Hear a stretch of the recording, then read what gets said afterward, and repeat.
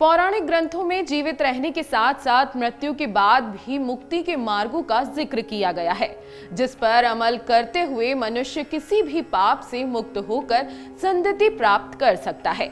हिंदू धर्म में मौजूद 18 पुराणों में से गरुड़ पुराण का एक विशेष महत्व है, जो जीवन जीने के सही मार्ग और मृत्यु के बाद मुक्ति पाने का मार्ग दिखाते हैं। इनमें मृत्यु के बाद आत्मा की गति और उसके मुक्ति पाने से जुड़े उपायों पर विस्तार से चर्चा की गई है।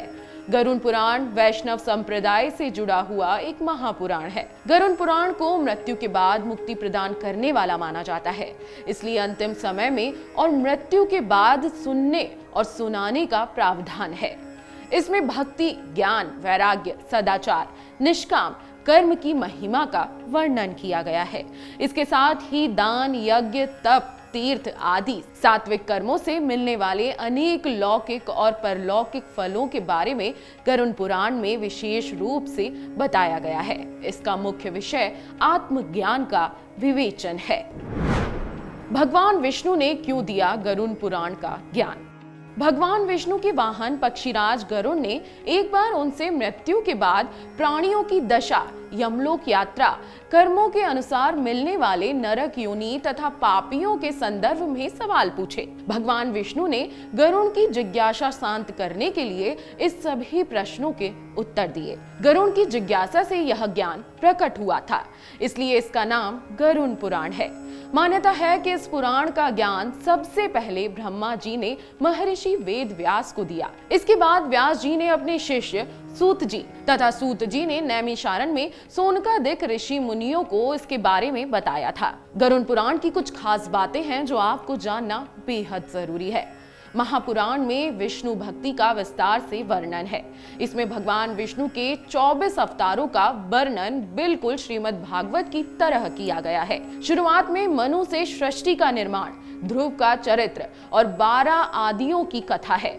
इसके बाद सूर्य और चंद्र ग्रहों के मंत्र, शिव पार्वती मंत्र, इंद्र से जुड़े मंत्र, सरस्वती के मंत्र और 9 शक्तियों के बारे में विस्तार से बताया गया है।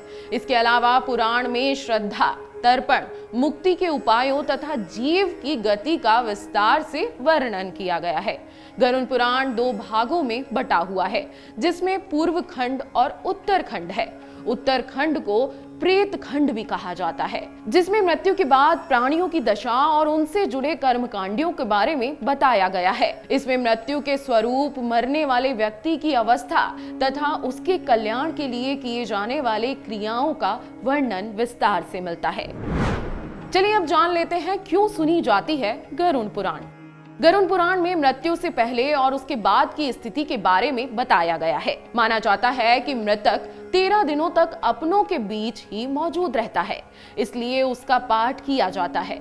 इससे उसे स्वर्ग, नरक गति, सद्गति, दुर्गति आदि तरह की गतियों के बारे में पता चलता है। यमलोक की यात्रा में उसे क्या क्या सामना करना पड़ सकता है और यह किस लोक में जाएगा, इसकी जानकारी मृतक को गरुड़ पुराण से ही होती है। घर में गरुड़ पुराण के पाठ से अन्य परिजन भी इसे सुन लेते हैं, जिससे वह अपने भविष्य को संवार सकता है। गरुड़ पुराण सुनने से मनुष्य सही कर्म के लिए प्रेरित होते हैं। गरुड़ पुराण में कर्मों के आधार पर मिलने वाले दंड के बारे में बताया गया है, जिसमें विभिन्न नरकों का भी जिक्र है। इसमें भक्ति, ज्ञान, वैराग्य, सदाचार, निष्काम कर्म की महिमा के साथ साथ यज्ञ, दान, तप, तीर्थ जैसे शुभ कर्मों से मिलने वाले पुण्यों के बारे में भी विस्तार से बताया गया है। गरुड़ पुराण में आयुर्वेद, नीतिसार जैसे विषयों के साथ अंतिम समय में किए जाने वाले कार्यों के बारे में भी विस्तार से बताया गया है।